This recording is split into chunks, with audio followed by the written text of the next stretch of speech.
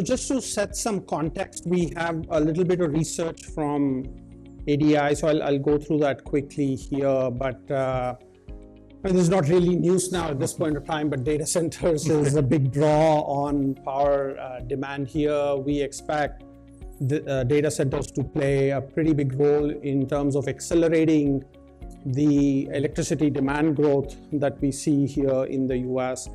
I talked about this a little bit earlier, but that 1% growth rate has been some sort of a rule of thumb for electricity demand in the US for a very long period of time. Going forward, we expect that to increase by as much as 50%, in some estimates as much as 3x, right? Brad Childers yesterday from Archrock was saying nobody really knows how much more power will data centers need. And I think it's fair to say that we agree with him there. It can be, that's a wild card, right? I mean, DeepSeek, for example, was able to train their model at a fraction of the effort and intensity that some of the large tech companies have used. What impact does that have on energy demand has been interesting. I was reading a piece today in Bloomberg early this morning about how the Chinese power generation demands haven't really changed because of some of the investments in data centers, mainly because their power generation demand is already so high every year that the relative contribution of data centers to their power generation stack doesn't make as much of a difference. We do think, though, that one of the key downside risks for this is energy efficiency of data centers, of chips by themselves, and all of that. Over the last year or so, we've been doing a lot of work in terms of data centers and what that means, not just for power generation and energy, but also materials, because data centers also consume a lot of materials, and so we've been looking at that quite a bit. And as part of that, everybody looks at the PUE ratio, which is how much of energy is consumed for all the equipment to use relative to how much is wasted. Actually, there, the large tech companies have become very efficient. If you look at the power usage effectiveness numbers for Google, for example, their data centers, the PUE levels are very close to 1 and have been at 1 for a very long period of time. But it's actually the chips and their energy efficiency that can have a material impact. And the chart on the left, what we are showing is how that energy efficiency has increased quite a bit over the last few years with each new generation of chip. And therefore, we expect energy efficiency to continue to grow, right? And this is probably the wild card when it comes to data center driven electricity demand. If this continues, then you could have some of these expectations might not come through. What's been interesting is because of the time it takes to bring new power generation capacity, data centers have had this mad rush to source low carbon energy. And we've seen all sorts of interesting transactions for low carbon energy. There's massive investments in early stage geothermal technologies like Sage and Fervo. We are seeing interesting deals where we are reviving mothballed nuclear plants and things like that. And then Chevron and Exxon both have come out and said they'd like to do gas-fired power generation with CCS in the last couple of weeks. So there's interesting things happening. Broadly speaking, we see renewable energy capacity additions growing, and this is a fairly well-established story here. And then I talked about this a little bit earlier today, but we've done a lot of work looking at the kinds of investments that are flowing into the grid infrastructure. This is for our industrial clients who are selling substations and transformers and switchgear and all of that. They want to know what are the drivers for these investments. So on the chart on the left shows that overall grid investments are growing, but the share of sustainability related grid investment is growing at a much higher pace. And some of the challenges you see with California, for example, forest, these fires and all of that is further accelerating some of these investments. And this growth is much higher than the rate at which overall power generation capex is going, which is on the right side here. So that's what I have. So let's get into the discussion here. Marcus, maybe we'll start with you. Tell us a little bit about what you do for BASF. What does your group do? My name is Marcos Gomez. I've been 26 years with BASF. and a PhD chemist by education, which is a bit strange for someone talking in energy, but as we say in BASF, chemists can do everything. What I do here, basically, we're trying to supply renewable power to all our production sites in North America, and I'm part of a larger team, BASF Renewable Energy. We are around 50 people around the globe, with the main offices in Germany, as usual. We have a team in Asia Pacific, and we have a small team here in North America. And BASF, as we're a chemical company, we produce sort of chemicals. Probably, I haven't checked the latest numbers, but probably we're still the largest chemical company globally. And we have our targets to reduce our CO2 emissions, both scope 1, 2, and 3. And if you can think about it, I think Charles was addressing that at the beginning. If you look at reducing scope 1 emissions in particular, then that requires significant investment. It requires retrofitting of a system plant, looking into having electrical furnaces, looking into having carbon capture, or building a new plant altogether if you want to do green hydrogen, for example, coming from the electrolyzers. So this is very capital intensive, and the return on the investment is questionable. Nevertheless, if you want to reduce your scope 2 emissions with renewable power, I think you can do that in a more efficient way. And sometimes, if you do that properly, if you create some additional volumes that you can trade in the open market, you can even make money for that. So that's our target, to try to do these things the most competitive way than we can, to supply renewable power for all our assets. And we do it, maybe I think we're a bit different than most of chemical companies, because we have what we call a buy and a make strategy. So we do a lot of power purchase agreements, and you mentioned, some of the more information IT companies, they are doing that. Also, our chemical competitors are doing that, but we're also willing to be an equity investor in renewable energy projects together with a developer, a renewable energy developer. And we can enter into these projects earlier stage, more developed, so we look at all options. And we don't have an example of that in North America yet. I mean, I hope to maybe in a year or two to have something to discuss. But if you look in Germany, we have a large investment, offshore wind park, more than 1 gigawatt of capacity, together with Vattenfall, which is renewable energy developer in Europe. So that's our approach. Again, more that I can talk about, but maybe as a summary to get started. I'm curious, why is there that willingness to take equity positions in? Because that's the way we believe, as you were also describing. That power demand is going to continue to grow, and renewable power demand even more. And if you look into the way to decarbonize society, but also industry, it goes through electrification. Mm-hmm. And by being an equity investor and being a producer, then you have access to basically producer economics to the renewable power, and you can secure this renewable power for a longer time frame than if you are doing just a PPA for 10, 15 years. Okay. So that's the rationale to do that. Is what was the most cost-efficient way of doing that, and access for longer term to renewable power. Okay, that's helpful. Thank you. Justin, the ADI Forum community has some understanding of Priority Power, but there's always new people who come. So maybe tell us a little bit about Priority Power, and tell us a little bit about what you see are key pain points, customer needs that you are working on these days. Sure. So hi, Justin Courtney. I was an investment banker for 20 years before getting a real job with Priority Power. But Priority Power is a 25-year-old business. For the first 2 decades was really just an energy advisor, helping customers procure electricity and natural gas. And then Charles, if he's still here, I spoke earlier, they were our first investor in 2019, our partners. And we took their investment and did a few things. One, we did a bunch of M&A It's a very fragmented space in energy consulting. We bought 14 companies to build out our platform.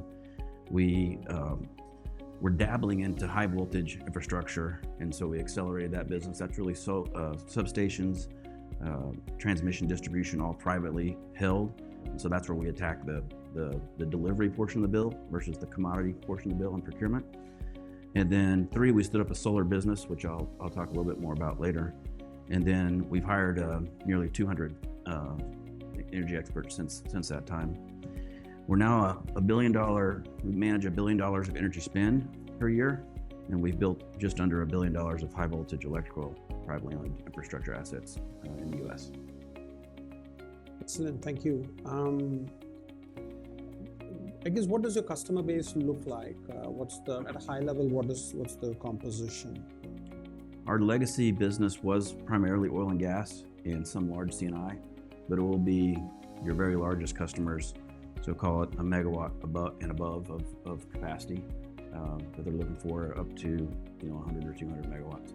And oil and gas, if you think about that space, it's more about electrifying those fields, taking them off the natural gas generators, connecting them to the grid. And so we'll map the grid and determine where the best place to do that is. And then more recently, of course, it's been data centers and hydrogen that we've been doing site selection, finding them locations to build their facilities and getting their electrical connection in place.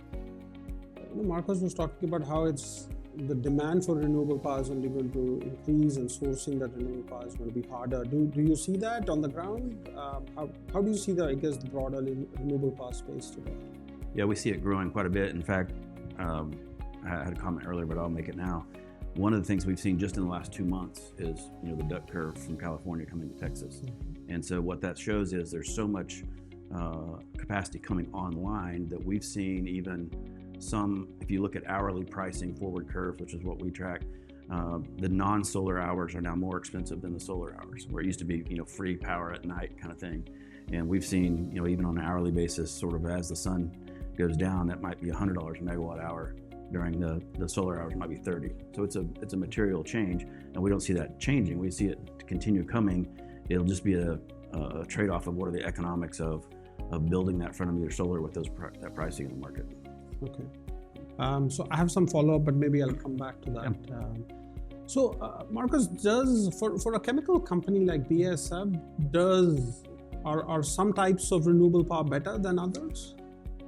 It depends on our customer, right? So, making the Charles, I like the dog reference. The willingness to pay. We have customers all over the spectrum, right? We sell a lot to the automotive industry. We sell a lot to, for example, the health industry. We sell a lot to cosmetics and personal care companies like P&G, Henkel, etc. And then we also sell to refineries, chemicals, petrochemicals, etc. So there is a spectrum, right? Some customers, they want a commitment from us that we have renewable power. So it could be solar or wind specifically, right? Some other customers, they might be a little bit more lenient, and they say, okay, we want that you have a low carbon power source, which opens the door to carbon capture, natural gas carbon capture sources, or nuclear power even. But there are some, we have some customers specifically telling us, it has to be renewable, it has to be solar or wind. Okay. So it's on a spectrum, right? Okay. So that's interesting. I did not appreciate that. So that means you have to optimize your power sourcing almost by product basis. We tried. I mean, we try to do that overarching, and we're focusing in renewable power. So we're doing solar and wind. I mean, here in the US it's only solar and wind. Also in the rest of the world it's only solar and wind for the time being. We always explore other things like hydro, geothermal, but we look at that very critically. And again, based on the feedback, because sometimes we cannot segregate, right? We produce in a site, we have different plants. One plant might be producing I don't know, a component that goes into coatings for automotive industry for a customer like BMW or Mercedes that is requiring this renewable power. At the same time, we in the same site we might be producing, I don't know, a fuel additive that is being sold to refineries that they don't care so much, right? But and we cannot really segregate, the power. So we try to say, okay, we try to go to the highest criteria that we can. Okay, actually, that was going to be a question I was going to ask. Is there like detailed carbon accounting of power and feedstocks for each product? We do that too. You do that? We do that too. We have BASF has developed a tool called SCOT, which is look at the product carbon footprint and goes upstream all the way to raw materials, but also to power. Okay. But it adds complications. Yeah, of course. So, as somebody who is trying to source power for a large chemical company, what are the biggest bottlenecks? Like, if you had to list two bottlenecks or pain points, what is it that you struggle with the most? Right now, the biggest bottleneck that we see is basically what Justin was looking into, right? So, and also Charles was addressing that. On one hand, we all see long term there is this demand growth for renewable power, right? At the same time, right now, the price signals are not there. And if you talk to a developer or if you want to involve into building up a renewable energy asset here in the US, the costs are quite high. I mean, you mentioned that solar modules are around 10 cents per watt. That could be globally, but if you're gonna procure the solar modules here, they come from Southeast Asia. There could be additional tariffs coming in. I mean, you are talking here in the US around 25 cents per watt. In the best case scenario, it could go all the way to 30. Also, the balance of plant costs, they don't fall as quickly as the pan. Yeah. Interest rates are still high. The cost of skilled labor is high. So the cost of developing renewable energy here in the US is high. However, the price signals are not there. So then that creates this kind of dichotomy, right? Because we want to secure the renewable power for our sites, but we want to do it in a way that is economically feasible for BASF. Also, I mean, we sell commodities. I think some of the IT companies you mentioned in your table, they might not be as cost sensitive as we are, right? So, but for us, if you increase your cost in a chemical commodity by 1 cent per pound, this could be a big deal, right? Yeah. So we try to do it cost neutral, or even a way that long term we could be making money. And right now we're facing that interesting dichotomy, right? That we all see that long term the demand is coming and prices are going to be higher, and we want to secure that. Having said that, today the price signals are not there, and the cost to develop the renewable energy is still pretty high here. Do you see that changing with all this additional demand for power? What's your outlook on costs? Well, I would say first, our customers may be representative of kind of the mid-size, rather than think about some of the companies that have mandated carbon reduction goals. For our customers, it has to be economic. It has to make sense. So if we're buying 10-year power on the grid at a certain price, we have to be able to develop and build that project for less on an equal per megawatt hour basis. And right now, just as of the last couple of months, front of the meter projects are not economic. And there's reasons for that. We've seen limited trades during those solar hours that are depressing some of those prices. And so there's some nuances in the market. But right now, as we look at projects that we have front of the meter, we say wait, unless somebody has a hydrogen customer or something else that has a different incentive. Behind the meter still makes a ton of sense. And where we're doing that, if you think of an electric bill, the delivery portion could be anywhere from 20 to 50% of your total energy cost. And so by putting that solar behind the meter, you eliminate those delivery charges. So we're balancing that. While you might be having a higher PPA when you're buying from the grid, your delivery charges are going down significantly. So we see that increasing, unrestricted. The savings there are maybe 20% savings across your bill. when you look at it all in. So we see that continue to grow, but some people don't have land. They don't have a substation. They don't have something to connect that behind the meter solar too. So you have to go back and look at other options. So that's probably more kind of unique to our company. We're looking at solving needs for each individual customer versus a Microsoft who just says, I've got to have this much power and I'm going to get it wherever I get it, or BASF, same way. I have so much higher demands and I have mandates that I've got to meet, and so it's got to be built. Yeah.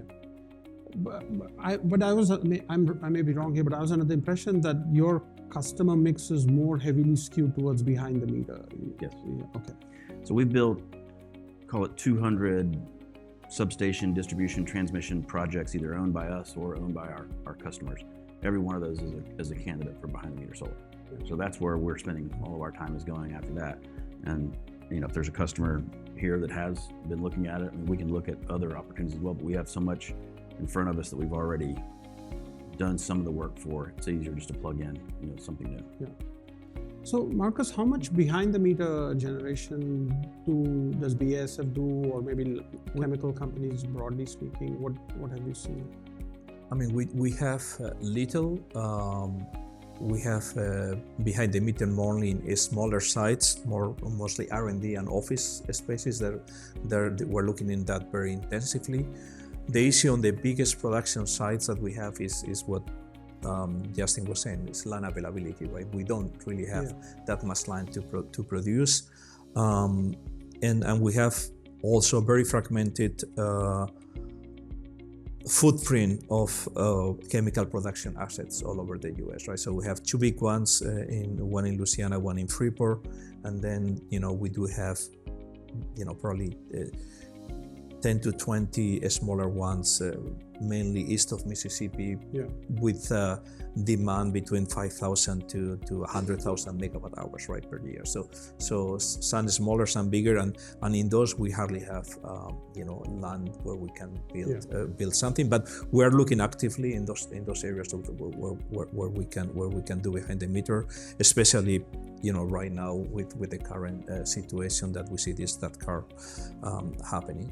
I'm not familiar with other chemical companies. I haven't. I think most of them also trying to do I've seen press releases also with office R&D buildings. This is really common practice. I think for larger production sites, you enter in these limitations in terms of the land availability that you can have. So, Marcus, this is a little bit out of our scope maybe, but I'm curious, right? I mean, if we zoom out a little bit and think globally, right? Like, I mean, you have sites in Asia, you have sites in Europe, right? How does power procurement for those sites work, right? I mean, do you take a similar strategy there? It's similar strategy. So basically, this is a global strategy. Okay. As I mentioned before, Europe is more advanced. We've been doing this since 2021. We created the team in the US only in 2023.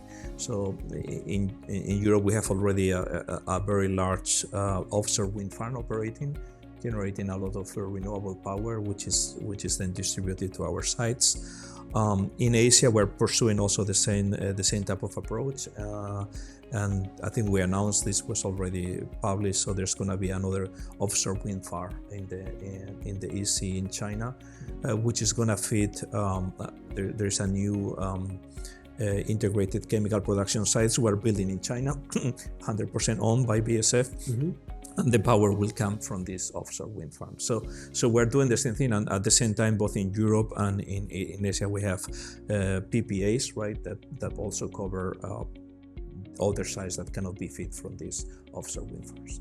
So we have the same global strategy in the different regions. Obviously, different regions, even within the US, it's not the same to work here in ERCOT that to work in MISO South in Louisiana. They are very different market characteristics. The same happens obviously in Europe and in Asia. So you need to tweak your approach depending on those market dynamics. But the overall strategy, the 10,000 level view is the same. Okay. And when you work with these projects, like if you're investing in, say, a solar project, are you making corresponding investments in, say, energy storage so that you get firm power, or how? We are exploring that. Okay. especially with the new situation that we're seeing. Until now, we haven't done this. It's basically only investment having only purely in generation, but now we're looking to see how you can optimize also those assets with the storage. So Justin, Brandon, when he was here last year, I asked him about energy storage, and he was quite pessimistic in general about energy storage. But when we look at the data, right? I mean, you saw the data that I shared earlier. So I guess, what are you seeing in the market from an energy storage point of view? Maybe I should be more careful, right? At least from Texas's point of view, I think Brandon said that probably it's a little. He was not convinced that the economics are there. But even Texas energy storage installations have been pretty robust. What a change a year will make in terms of and we're looking at just it's price driven, it's market driven, it's transparent. We're seeing this hour costs this much, this hour costs this much, and I mentioned the duck curve, but that will bring batteries in, and will bring more batteries in, and every project we now look at has a battery component. Now there's different economics, there's different complexities. Does it make sense? And so it will come until those price signals are pushed down. So once there's enough capacity to shave those peak pricing hours, then it will come down. And we're looking at more. Well, do you need a 2-hour battery, or a 4-hour battery, or other options? But the other thing that we've done, to the point you made, Marcos, is we've developed a pretty creative, what we call a solar wrap, which is here's the solar hours, and then we go to a retail supplier and we wrap the non-solar hours so that you're still getting that fixed price around the clock. And what does that fixed price look like? What does it look like today? What do you think? What's your forecast looking like? Well, that was the stat I gave earlier. Right now, that solar price is about $40 and the wrap is $60. So, it's flipped. And so now it's a question of, does that stay? Does that hold? Or does some other market signal move it back the other direction? Okay. And I guess, so clearly economics matter, right? But are there customer segments, like when you look at the kinds of transactions that some of these tech companies are doing, it's hard for me to see how they're going to get to those kinds of costs, right? So are there customer segments where the willingness to pay a premium is much higher?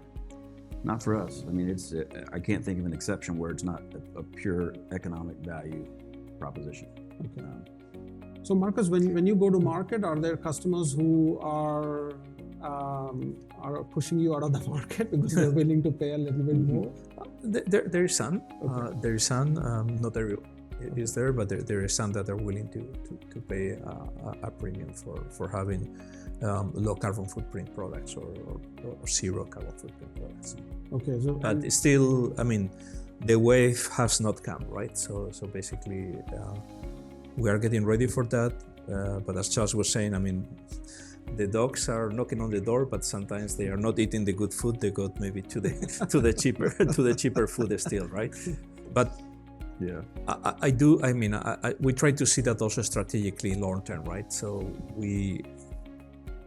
if we want to be a competitive chemical company, 10, 15 years down the line, I think you need to have an offering of sustainable low carbon footprint products. And also the relative share of energy into your products is much higher than for some of your, let's say, competitors, right? Who not your competitors, but some of these other markets like tech companies, for example. Yeah, exactly. So for our competitors, probably we are in a better position because we have these large integrated production sites with a lot of energy efficiencies. But our requirements for power are pretty large today, and we believe they're going to increase because also for us, the way to minimize our Scope 1 emissions is via electrification. Yeah. And those to Charles' points, right? We are doing a lot of work in terms of piloting and exploring different things like green hydrogen, methane pyrolysis to have a low carbon hydrogen, carbon capture, electric furnaces for our steam cracker, heat pumps. But those all require significant investments. Those investments will come in the larger scale when obviously our customers are saying, okay, yeah, we're willing to pay. Sorry.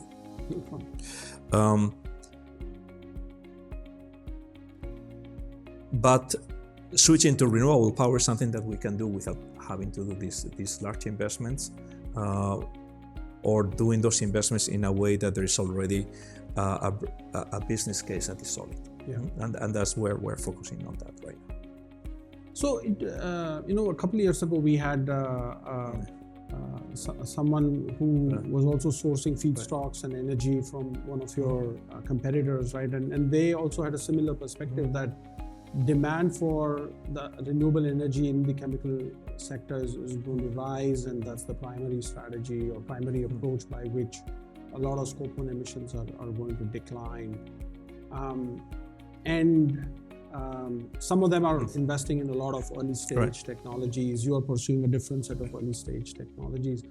Do you have a perspective on which of these early stage technologies, where are they? What do you expect to come to be commercially viable, let's say by 2030? Which of them are going to take much longer? It's a difficult question to ask. I mean, and we are focusing on trying to, when we invest or we buy, we're trying to do it in something that is commercially viable today. Yeah. So in terms of renewable energy, so focus is wind and solar, very clearly. I don't think I have a good answer to you, right? We continue to monitor that, and if something becomes commercial and has a cost advantage, versus the existing technologies, obviously we'll work with that and we'll try to make it work. But it's also not our core competence, right? So as a chemical company, to be developing these new technologies for power, renewable energy. So we're more monitoring that, and not the expert. We have also a technology group which is looking at all these things, but it is our strategy to really only deploy those technologies that are mature. Yeah. Justin, when you look at the technology stack that you have to work with or that you recommend to customers, what do you typically work with, and are there some interesting projects where you have looked at other technologies other than the usual suspects? Not necessarily. I think we try to make each project as cookie cutter as we can, just to make it more efficient, bring pricing down, be able to replicate, one after the other in terms of, we'll even use the same, say, first solar module on every project, just because we know how they perform. They might be more expensive. Same inverter, same racking, and just a question of, is it a 10 megawatt or is it 10 megawatts? So we try to keep it pretty straightforward. We'll, like I said, dabble with batteries and other technologies to bring into it. But kind of the core projects look very similar. Okay.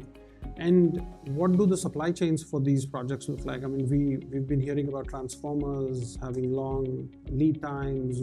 I guess what's the latest on all of that? Yeah. We've dealt with the transformer delays for a long time because of our substation side of the business. So we've developed some good relationships there. We've actually even started pre-ordering, speculatively, if you will. Oh, really? Transformers just to have an inventory so we can accelerate projects. Think about a data center customer. We're doing site selection. They're looking for interconnection on the grid, but now it's going to take 2 years to get the transformer. So we can sell that project, develop that project at a much higher price if we have the equipment there and everything ready to go. So that's definitely something that we're doing to address the supply chain. Does policy have an impact on your project pipeline? It does. We do a lot of work for municipalities, and so some of the government grants on the solar side are at jeopardy. Some of the grants have already been awarded, even they haven't been funded. So we're watching that closely. I think the good news there is we've developed a financing program for our commercial industrial customers where we can own it and offer them PPA. It works for those customers as well. It just worked a lot better when the money was free. Yeah. Marcus, in terms of like decarbonizing, reducing Scope 1 emissions, like what do you see the outlook is? Is the chemical industry well on its way? Is it going to be challenging to meet some of the commitments? Where do things stand? I think it's going to be challenging. I think, and also this is echoing what Charles was saying, right? I couldn't agree with him more at the beginning. We're going to go through peaks and valleys, right, in this transformation. Maybe now we're a little bit in a valley as well. Globally, you see what happens with in the EU. Maybe there were a lot very good intentions with the European Green Deal, but maybe they were a little bit, too much too soon, with implications right on the economy and society that were not really considered.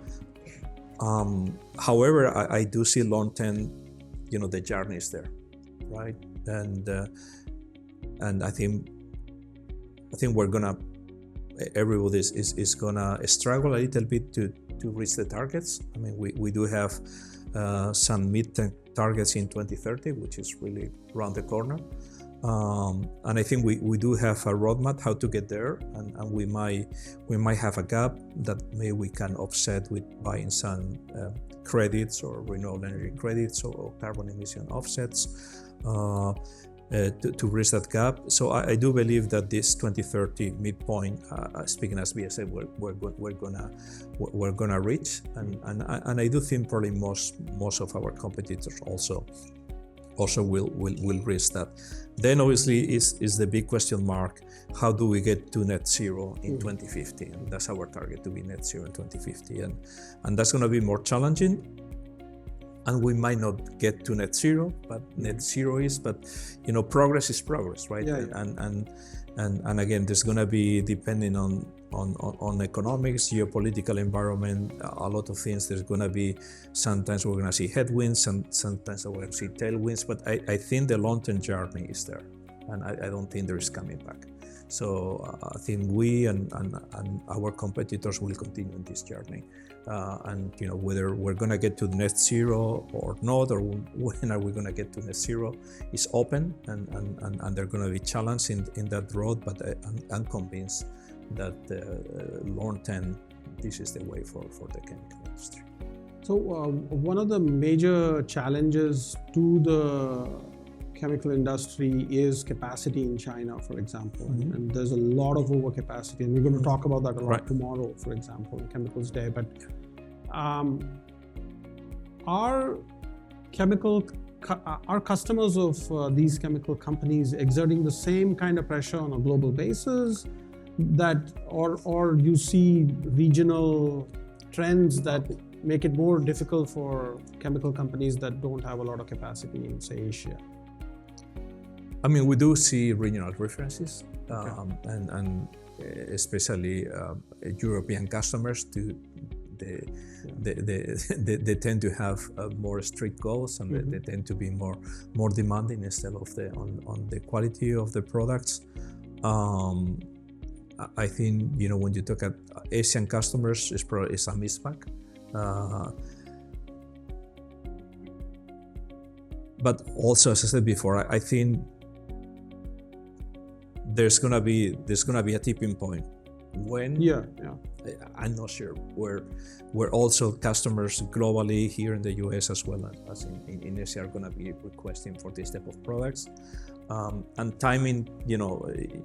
If you right now you're gonna invest billions of dollars to really have zero carbon footprint products, you might not get a return on investment, right? Because it might take another 5 to 10 years for this tipping point to reach. So you need to time that. You need to be very close to your customers, understand when they're going to be this willingness to pay.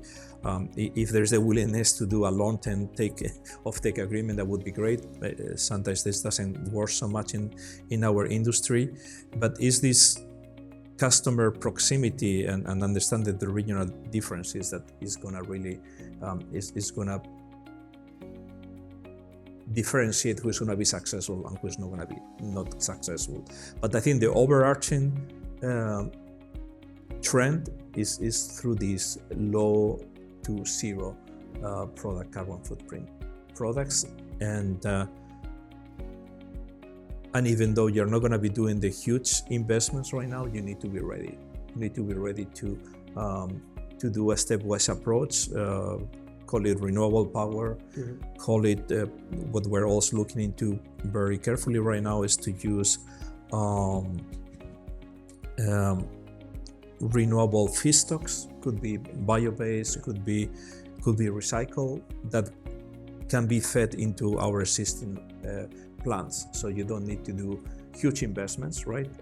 But you can still gain the benefits of using renewable feedstocks in our plants, and then obviously then you need to look into retrofitting, maybe carbon capture, and then you might have to look into bigger investments to get to the next level. But it has to be done carefully, in a way that is also economically feasible, and really understanding your customers. Really understanding what the customers are and what their requirements are, and then there you're going to have differences depending on the region, but also depending on the type of industry your customers reside.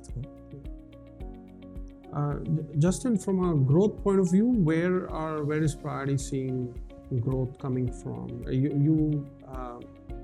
You also changed owners recently. You have a new set of private equity owners. So I'm sure growth is a key part of that. Where do you see most growth? It's a very similar playbook that we've had since the beginning.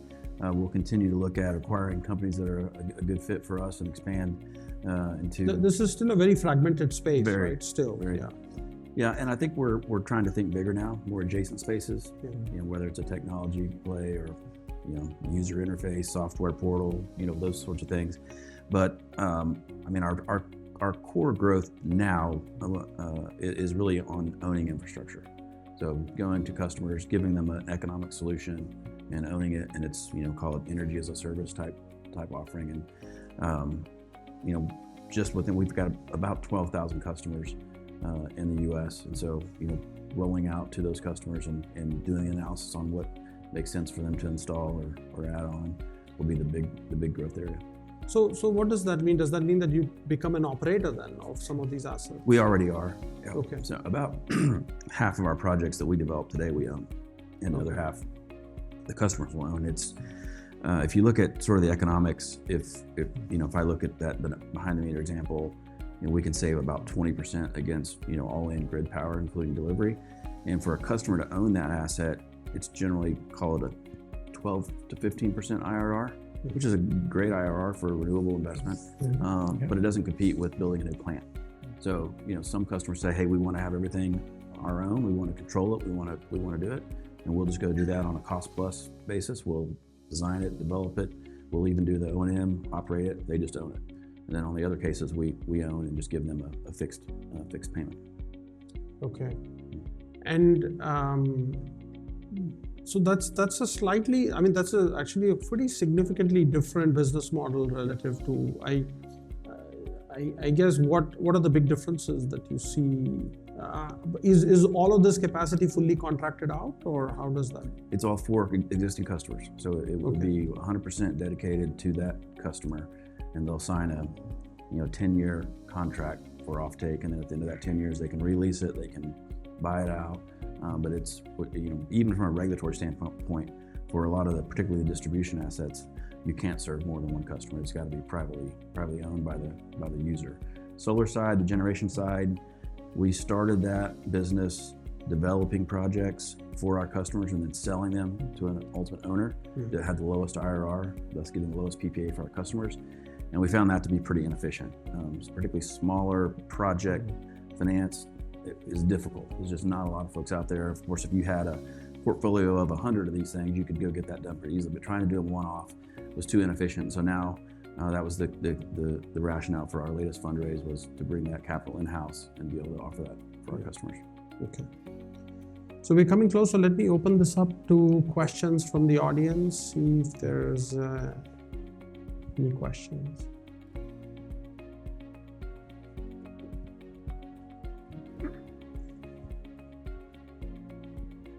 Thanks. Just my question is for you. Actually, there are a lot of demands coming for the zero carbon electrons, particularly from the areas like data center, green hydrogen, and DAC space. Each of these sector has its own pros and cons. Like when it comes, say for an example, for data center, high affordability, right, but high reliability. So of all these sectors, what do you think? Like the demand is more real, more pragmatic, they can afford kind of thing. So can you share your insights? Yeah, and you may have to rephrase the question if I don't answer it correctly, but I would say that half of our business right now is data centers, and to a lesser extent hydrogen. But in terms of the growth and where we expect to see 2 to 3 years from now, that's it. And it's not because our other sectors aren't growing. It's because those are growing exponentially. So we may have a customer, oil and gas, that needs 10 megawatts of capacity, and we may have a data center that needs a gigawatt. So just doing 2 or 3 of those, it just dwarfs everything else in the business. So that's where we've really tried to build out our platform to serve them from site selection all the way to energy procurement and all the infrastructure in between, to be a one-stop shop for those guys that have billions of dollars investment in their plant and they just want power. So that's where we've done a lot there. Oil and gas is still a growth area for us. There's still a lot of people on diesel generators that need to be connected to the grid. It's a huge carbon reduction. It's a much more efficient cost structure. Investing in oil and gas fields that are not producing and putting in higher capacity operations and be able to pour more out. Still a big growth area for us. The chemicals area is the one area that Marcos and I were talking about earlier. Is we don't spend as much time on, but we should. I think that you're going to see the same demand there. It hasn't been a specialty area of ours, so we're hoping to spend some more time together. More questions?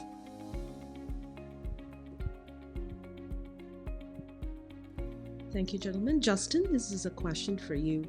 Can you share your insights about nuclear power plants and how that actually is going to impact the makeup? Thank you. Well, this might be like Brandon's comment last year. I just don't see it. Ask me again next year. We haven't seen anything that's economic to our customers. Some of the smaller stuff looks interesting. I could see a customer saying, "Hey, we'll just try it if it's not going to be a huge capital expense." But kind of the bigger stuff, where you're seeing a nuclear plant connected to a data center, we're not involved in those. Those are certainly, you see it in the news, but we're not coordinating that. We're not recommending it.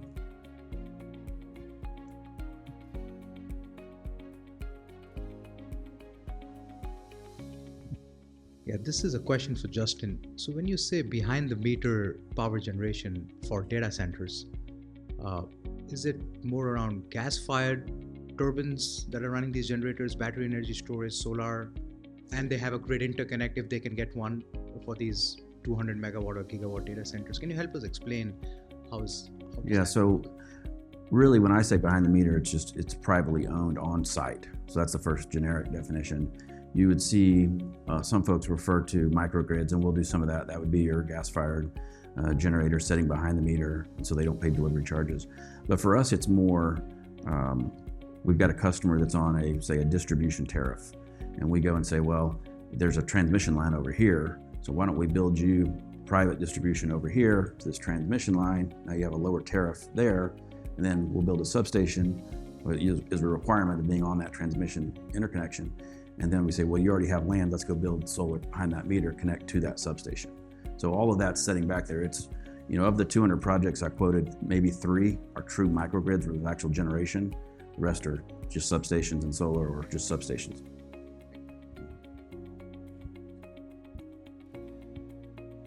Okay, looks like we are at time. So thank you again, Marcus and Justin. Much enjoyed the discussion. Much appreciate you taking the time to come and speak at the ADI forum. Thank you again. It's been a pleasure. Thank you for having us.